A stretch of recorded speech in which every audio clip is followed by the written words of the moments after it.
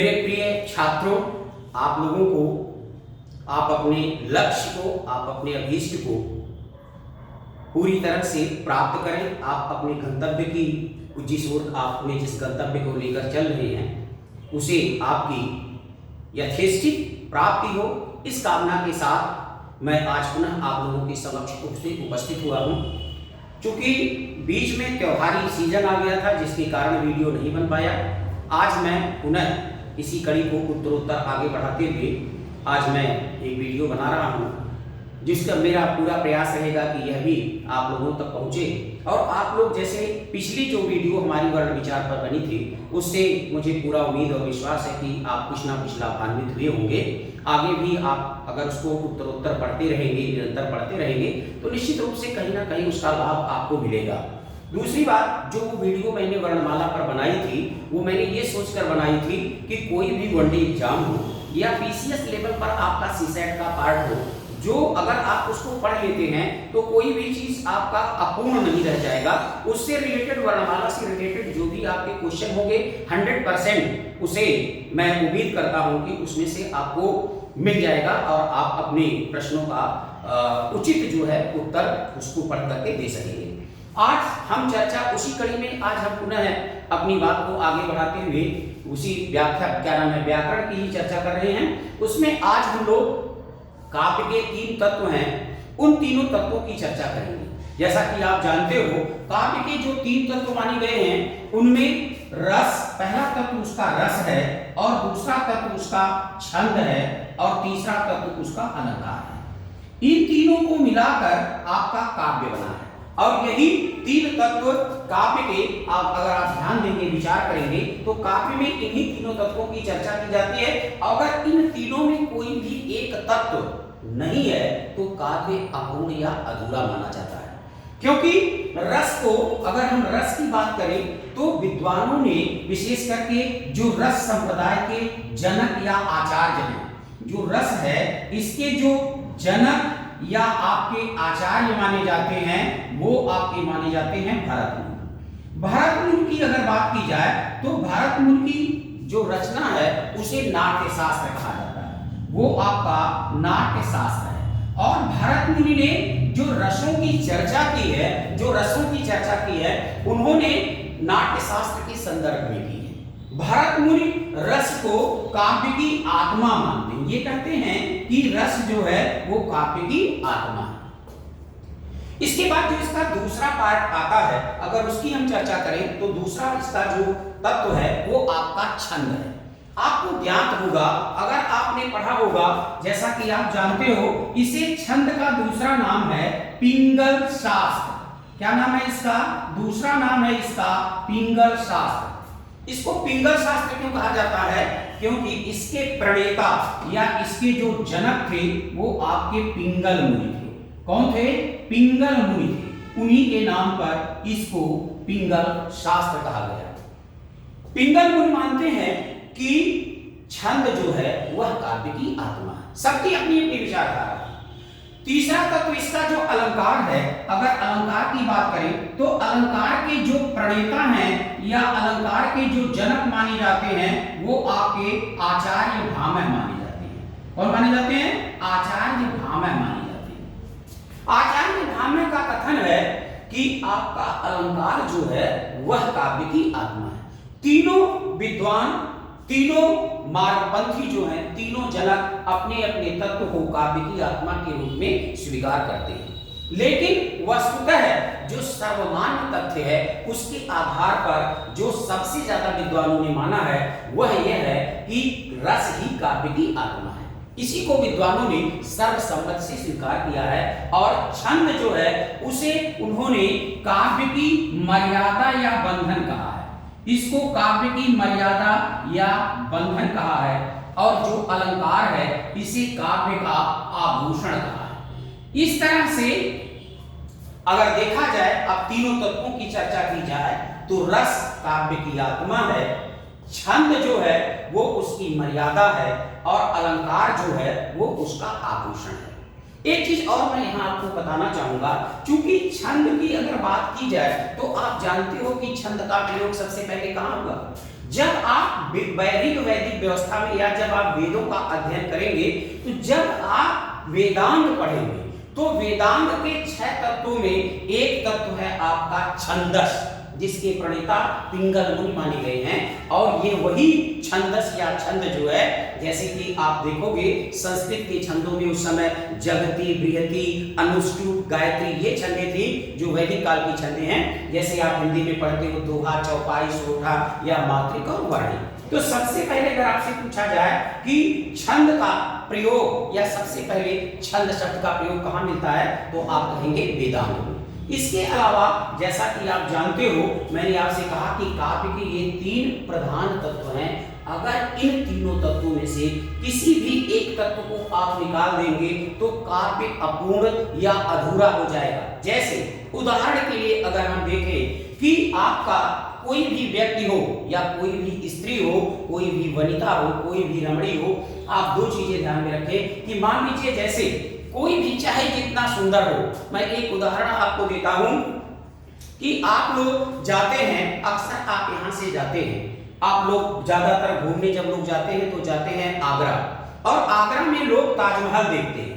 ठीक है, आप भी जाते होंगे, आप लोग भी देखते होंगे, ताजमहल को लोग देखते हैं। लेकिन ताजमहल किसकी यादगार में बनाया गया, वो उसको कोई नहीं देखता है। आप जानते हो कि शाहजहां ने ताजमहल को मुमताज की यादगार में बनाया था। ठीक है, लेकिन आज लोग जब जाते हैं तो उसकी मजार देखकर चले जाते हैं, और वहां पर जो ताजमहल की नक्काशी है, उसकी खूबसूरती है, उसी को देखते हैं। ठीक है, क्यों?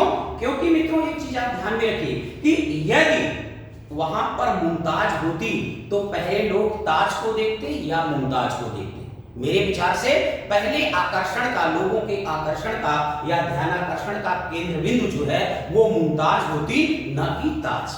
लेकिन आज लोग मुमताज को क्यों उपेक्षित कर देते हैं, ताज को देखते हैं? क्योंकि मुमताज जो है उसमें आत्मा नहीं है, वो निर्जीव है।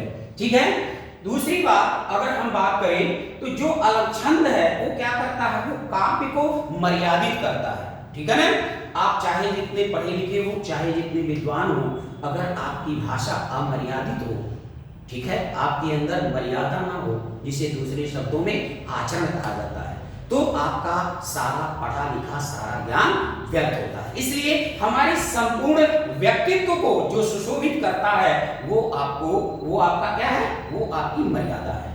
तीसरी बात अगर यहाँ पे कहा जाए तो तीसरा तत्व इसका अलंकार या आभूषण है। आभूषण कोई भी स्त्री हो, ठीक है, जैसे आप ऐश्वर्या राय की बात कर ले या जो भी आपकी बहुत खूबसूरत या जिसको आप चाहते हो या जो जिससे आपका बड़ा आत्मीयता हो, अगर आप उसकी बात कर ले, किसी की भी, मान लीजिए ऐश्वर्या राय की बात करें, अगर ऐश्वर्या राय अभी कहीं आ जाए तो उसके लिए लोग लाठी डंडा सब कुछ खाने के लिए तैयार होते हैं। लेकिन अगर वही ऐश्वर्या राय मृत हो तो क्या आप उसे जाओगे देखने? आप उसके लिए डंडा खाओगे?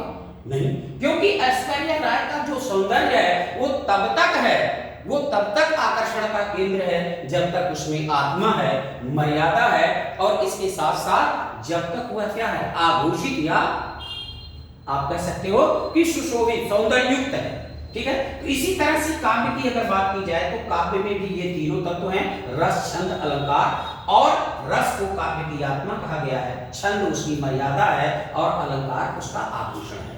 अगर आप यहाँ पे चर्चा करेंगे, आज चूंकि मैं चर्चा जो करूंगा वो चर्चा आपका होगा, बात की जाए रस की, तो अगर रस की हम चर्चा करें तो रस का मतलब क्या है, यहाँ पे रस की अगर बात की जाए तो जैसा कि आप जानते हो, रस से पहले एक प्रश्न आया कि काव्य क्या है, जिसकी हम चर्चा कर रहे हैं। रस से पहले प्रश्न आया कि काव्य क्या है। काव्य क्या है, जब इस पे प्रश्न किया गया तो इसका उत्तर जो है वो आपके आचार्य विश्वनाथ ने दिया। उन्होंने काव्य को परिभाषित किया, काव्य की परिभाषा उन्होंने दी। क्या दी? काव्य की परिभाषा देते हुए आपके उन्होंने कहा वाक्यम रसात्मकम काव्यम।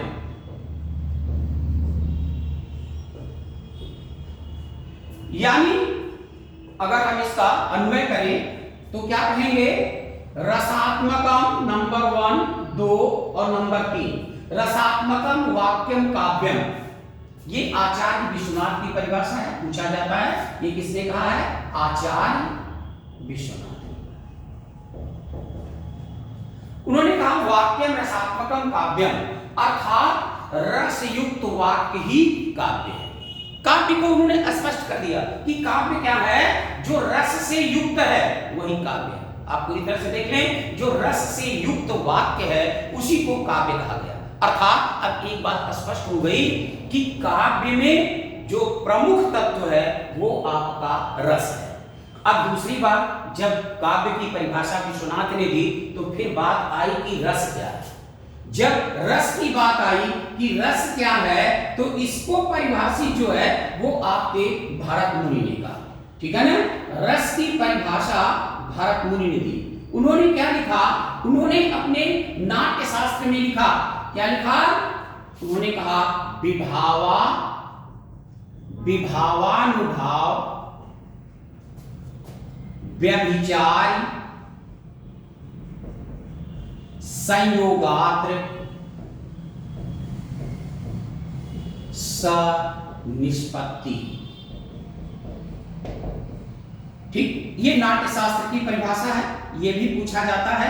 आप लोग ध्यान से जो भी है इसको देखें, किसकी पंक्ति है, भरत मुनि की है, नाट्य शास्त्र में उन्होंने कहा विभाव, अनुभाव और व्यभिचारी। उन्होंने कहा कि विभाव आप संधि करेंगे तो अनुभाव होगा। 3 तत्व बताया उन्होंने कि कहा उन्होंने कि विभाव, और दूसरा उन्होंने कहा प्लस अनुभाव, और तीसरा उन्होंने कहा व्यभिचार। इसी व्यभिचारी भाव को आप दूसरे शब्दों में अगर कहें तो इसे क्या कहा जाता है, व्यभिचारी का दूसरा नाम है संचारी। क्या नाम इसका, संचारी भाव। कहा कि विभाव, अनुभाव, व्यभिचारी या संचारी के संयोग से रस उत्पन्न होता है, रस उत्पन्न होता है। ये बात आपकी किसने कहा, ये भरत मुनि ने कहा। यानी अब यहां पर स्पष्ट हो गया कि वाक्य क्या है, काव्य क्या है। काव्य की परिभाषा विश्वनाथ ने दी, जिसमें रस तत्व की प्रधानता हुई, और जब रस की बात आई तो उसको परिभाषित आपका भरत मुनि ने अपने नाट्य शास्त्र में किया। और उन्होंने 3 तत्वों की चर्चा की, जबकि रस का एक तत्व जो है अस्थाई भाव, उसकी चर्चा इस परिभाषा में कहीं भी नहीं। क्यों? क्योंकि उन्होंने कहा स्थायी भाव अस्थायी रूप से सदैव हृदय में निवास करता है, इसलिए उसकी कोई आवश्यकता नहीं है। इस आधार पे अगर देखा जाए तो जो आपके रस के तत्व हैं वो आपके इस परिभाषा के अनुसार 3, और अस्थायी रूप से हृदय में निवास करने वाला जो चौथा तत्व है वो अस्थायी भाव है। तो रस के भेदों की अगर बात की जाए तो रस के भेद, या अगर आप कहें कि रस के तत्व जो माने गए उनकी अगर बात की जाए तो वो आपके 4 माने गए। पहले को कहा जाता है अस्थाई भाव, और दूसरे को कहा जाता है अनुभाव विभाव, और तीसरे को कहा जाता है अनुभाव, और चौथे को कहा जाता है संचारी भाव या व्यभिचारी भाव। अब अगर आप इनकी बात करेंगे तो इनको जानना जरूरी है। अस्थाई भाव, अस्थाई भाव का मतलब जो भाव सदैव आपके हृदय में अस्थायी रूप से निवास करे वो अस्थाई भाव। विभाव का मतलब क्या होता है, इसका मतलब आप जान लें, पूछा गया है इसका अर्थ क्या होता है। विभाव का मतलब होता है कारण, यानी अस्थाई भाव को उत्पन्न करने वाले कारण को विभाव कहा जाता है। और अनुभाव क्या है, अनु इसमें उपसर्ग लगा है, और भाव यानी जो अस्थाई भाव का अनुकरण करे, जो अस्थाई भाव का अनुकरण करे उसे अस्थाई भाव कहते हैं। और संचारी भाव और व्यभिचारी भाव का मतलब क्या है, संचारी का मतलब संचरण करना, ठीक है ना। जो भाव संचरण करे, संचरित होता रहे, उसी को हम संचारी भाव कहते हैं। और विद्वानों ने संचारी भाव के बारे में कहा है कि जैसे तालाब में उठने वाली तरंग उसी में उठकर पुनः उसी में गिरकर समाप्त हो जाती है, उसी प्रकार से संचारी भाव का स्वरूप है। यह जिस रस के साथ उत्पन्न होता है, जिसको ये पुष्टित करता है, उसी रस में ये अपने को विलीन कर देता है। तो इस तरह से अगर देखा जाए तो रस के 4 तत्व हैं: अस्थाई भाव, विभाव, अनुभाव और संचारी भाव। जैसा कि आप जानते हो, अगर अस्थाई भावों की संख्या की बात की जाए तो आप जानते हो कि अस्थाई भाव आपके आचार्य भरत मुनि के अनुसार 8 माने गए, जिसमें वो शांत रस की चर्चा नहीं करते हैं। और अगर आपसे पूछा जाए तो मूलतः रस की अगर बात करेंगे आप तो उनके अनुसार चूंकि रस की चर्चा सबसे पहले वो करते हैं तो 8 ही रस है।